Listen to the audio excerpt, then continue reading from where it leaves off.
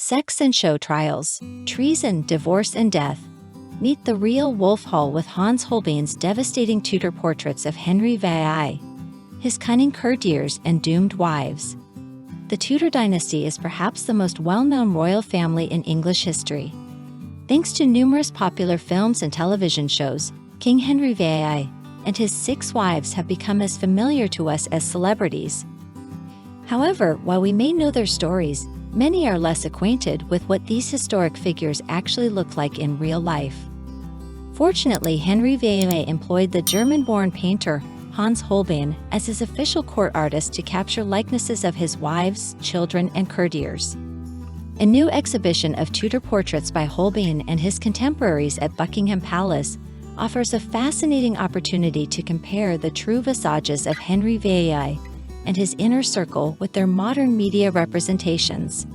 Appointed as the king's painter with an annual salary of £30, Holbein worked during the most tumultuous years of Henry's reign after moving to England in 1532, the year before Henry split from his first wife Catherine of Aragon. Over the next 11 years until the artist's death in London, Henry VIII married and discarded 5 more wives, with Holbein painting many of the key figures involved. Remarkably, he navigated the dangerous court politics and shifting allegiances without ever losing the king's favor. It was Holbein's flattering portrait of Anne of Cleves that initially encouraged Henry VIII to take her as his 4th wife. However, when Anne arrived in England, the king was disappointed to find she looked nothing like her painting. As a result, Henry quickly had the marriage annulled, blaming his advisor Thomas Cromwell instead of Holbein for the failed match. Holbein's earliest royal commission came from Anne Boleyn, Henry's 2nd wife, and the center of his efforts to divorce Catherine and produce a male heir.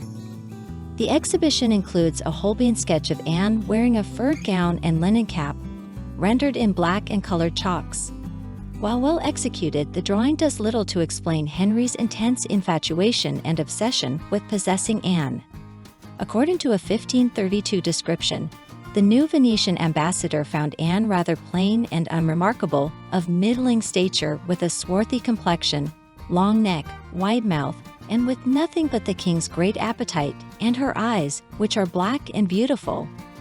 Clearly, Anne looked nothing like the succession of alluring actresses who have portrayed her on screen. 4 years later, Holbein made a sketch of Henry's 3rd wife, Jane Seymour, that is similarly unflattering. Her prim, stern expression matches the proud and haughty look described by Eustace Chapuis, the imperial ambassador to England. Chapuis also noted Jane was of middle stature and no great beauty, so fair that one would call her rather pale than otherwise. While not a great beauty, Jane did finally produce the male heir Henry wanted, the future Edward VI. To commemorate this long-awaited event, Henry commissioned Holbein to paint a giant dynastic mural featuring Henry and Jane alongside Henry's parents Henry VI and Elizabeth of York. The resulting iconic image of Henry VIII standing tall, arrogant, and broad-stanced has defined our visual idea of the king and been endlessly copied by later artists and films about the Tudors. One example is the miniature portrait of Henry VIII by Nicholas Hilliard in the exhibition, based on Holbein's original life portrait. Another Holbein miniature on display is commonly believed to portray Catherine Howard, Henry's 5th wife. This identification derives from the large ruby, emerald, and pearl necklace that matches the one Holbein depicted in his portrait of Jane Seymour. While the sitter cannot be conclusively identified, the jewel suggests a connection to Henry's queens. Beyond royal portraits, the exhibition also includes sketches and paintings of various Tudor nobles and courtiers by Holbein and his contemporaries. One fascinating work is a painting of Thomas Cromwell, the Lord Great Chamberlain, who arranged Henry VIII's ill-fated marriage to Anne of Cleves. Henry subsequently had Cromwell executed when he decided he despised Anne, although again Holbein avoided any blame. In most cases, Holbein's drawings and paintings fail to flatter their subjects or explain why Henry became so utterly besotted with a succession of rather ordinary-looking women after Catherine of Aragon. Modern viewers familiar with glamorous TV and movie portrayals of Tudor figures are often surprised by Holbein's realistic, unvarnished depictions of Henry VIII, and his inner circle. By contrast, the plain images captured by Holbein's brush reveal the unembellished truth beneath the legends, myths, and romanticized fictions about the Tudors that developed over later centuries. For lovers of history, getting this rare glimpse of the genuine appearance of Henry VIII, his wives, and court through Holbein's eyes makes this exhibition a must-see. The celebrated German artist Hans Holbein the Younger created many stunning portraits during his time at the court of King Henry VIII of England. One such work was a portrait of the king's young son Prince Edward, which Holbein presented to Henry as a New Year's gift in January 1539. Edward was around 10 years old at the time and not yet the heir apparent, as Henry still hoped for more legitimate male children. However, Edward's older half-sister Mary was already in her 20s and considered unlikely to bear children, while his younger half-sister Elizabeth was only around 5. So this portrait was a depiction of the boy who, though not definitively, had a strong chance of one day succeeding his father as the next Tudor king. When that day did come in 1547, the adolescent King Edward VI inherited Holbein's incredible book of portrait drawings, which included images of both himself as a child and his mother Jane Seymour. For over 100 years, this treasure of Tudor visages passed between various royal and aristocratic owners, until King Charles VIII reacquired it for the royal collection in 1675. Interestingly, Edward's Catholic half-sister Queen Mary I also appears in Holbein's body of work. He sketched a half-length portrait of her wearing a fashionable English hood along with a necklace and pendant. It provides insight into how the princess dressed prior to acceding to the throne and strategically marrying Philip of Spain to bolster her legitimacy. In addition to royalty, Holbein became a favored portraitist of many prominent figures at Henry's court. One of his first English patrons was the philosopher and writer Sir Thomas More, who commissioned Holbein to create a portrait of him with his large family, including wife and children. This came about due to a letter of introduction from the Dutch Renaissance humanist Desiderius Erasmus, a mutual friend who helped facilitate Holbein's relationships with important intellectuals and reformers. Other influential Tudor courtiers captured by Holbein's brush were Thomas Howard, 3rd Duke of Norfolk, and his son Henry Howard, Earl of Surrey. As uncle to two of Henry's queens, Anne Boleyn and Catherine Howard, Norfolk held substantial power at court.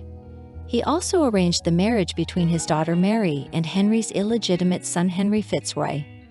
However, in the final years of Henry's reign, both Norfolk and Surrey overstepped in their political ambitions. They were arrested and charged with secretly plotting to take control of the country during the king's failing health.